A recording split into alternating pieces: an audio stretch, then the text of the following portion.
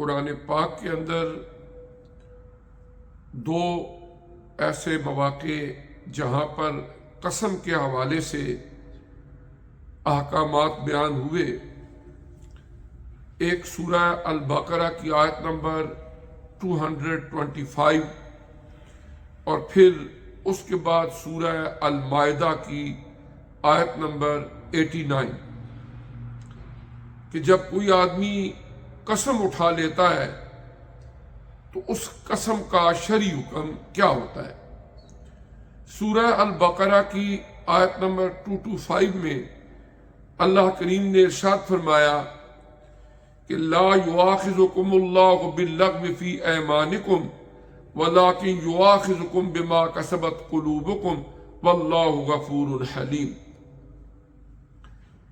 اس کا ترجمہ یہ ہے کہ اللہ کریم لغو قسموں کا تم سے مواخذہ نہیں فرمائیں گے، لیکن جو تم اپنے دلوں سے ایک مقصد رکھ کے قسم اٹھاؤ گے اس پر تم سے مواخذہ ہوگا۔ واللہ غفور حلیم، اور بے شک اللہ تبارک و تعالی وہ معاف بھی کرنے والا ہے اور وہ بردبار بھی ہے، حلیم بھی ہے۔ اور پھر سورہ المائدہ کی آیت نمبر 89 میں ارشاد فرمایا گیا کہ لا یؤاخذکم اللہ باللغو فی ایمانکم، اللہ تعالی مواخذہ نہیں فرمائے گا تمہاری ان قسموں کا جو لغو ہے، وَلَٰكِن يُؤَاخِذُكُم بِمَا عَقَّدتُّمُ الْأَيْمَانَ، لیکن وہ ضرور مواخذہ کرے گا ان قسموں کا جو تم نے پختگی کے ساتھ قسمیں اٹھائیں۔ اس کے بعد فرمایا فَكَفَّارَتُهُ إِطْعَامُ عَشَرَةِ مَسَاكِينَ مِنْ أَوْسَطِ مَا تُطْعِمُونَ أَهْلِيكُمْ، جب تم نے ایسی قسم اٹھا لی جو قابل مواخذہ ہے تو اس کا کفارہ یہ ہے کہ 10 مسکینوں کو کھانا کھلانا، اوسط اور درمیانے درجے کا، جس طرح تم اپنے گھر والوں کو کھانا کھلاتے ہو۔ او کسوتہم، یا پھر انہیں یعنی ان 10 مسکینوں کو کپڑے پہنانا، او تحریر رقبہ، یا غلام آزاد کرنا۔ فمن لم یجد، اور اگر کوئی آدمی یہ استطاعت نہیں رکھتا کہ وہ 10 مسکینوں کو کھانا کھلائے یا انہیں کپڑے پہنائے یا غلام آزاد کر سکے،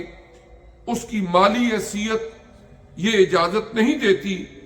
فرمایا فمن لم یجد فصیام 3 ایام، تو پھر وہ 3 دنوں کے روزے رکھے۔ اس طرح قرآن پاک میں ان 2 مقامات پر قسم کے حوالے سے احکام بیان ہوئے۔ پہلی بات تو یہ ہے کہ کچھ لوگ قسم کو اپنا تکیہ کلام بنا لیتے ہیں، ذرا ذرا سی بات پر اللہ کی قسم، خدا کی قسم، یا کوئی لوگ بزنس کرتے ہیں، وہاں پر اپنے گاہک کو مطمئن کرنے کے لیے بار بار قسم اٹھانا، یہ رویہ اور یہ وتیرہ شائستہ نہیں ہے۔ اب جس وقت کچھ صورتیں ایسی ہوتی ہیں کہ جن کے اندر قسم اٹھانا ایک عدالتی سماجی ضرورت بن جاتی ہے، مثال کے طور پر حضور علیہ السلام کا ارشاد گرامی ہے البینۃ علی المدعی والیمین علی من انکر، کہ جب کوئی قضیہ ہو جاتا ہے، کوئی معاملہ ہو جاتا ہے اور وہ کیس کسی عدالت میں ہے یا کسی پنچایت میں ہے، اب وہاں پر انہوں نے اس کا فیصلہ کرنا ہے۔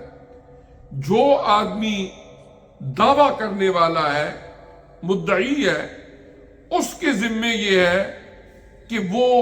एविडेंस लेकर आए। मसलन एक आदमी किसी पर दावा करता है कि इसने मेरी इतनी रकम देनी है, वो केस जाके अदालत में लड़ता है, वहां पर उसको साबित करना होगा कि जो मैं दावा कर रहा हूं कि इसने इतनी रकम मेरी देनी है, इसका सबूत भी है कि मैंने इसको दिया है। वो दो गवाह हो सकते हैं, वो कोई दस्तावेजात की सूरत के अंदर एविडेंस हो जाती है, या तीसरी सूरत ये होती है कि जिससे लेना है वो एतराफ कर लेता है। ये तीन सूरतें होती हैं। वो एतराफ कर लेता है कि हाँ जी मैंने इसकी इतनी रकम देनी है, कन्फेशन होगी, एविडेंस होगी, या कागजी दस्तावेजी सबूत हो गए। ये उसने पेश करने, एस्टैब्लिश करने के लिए अपने उस दावे को जो वो किसी के ऊपर दायर कर रहा है।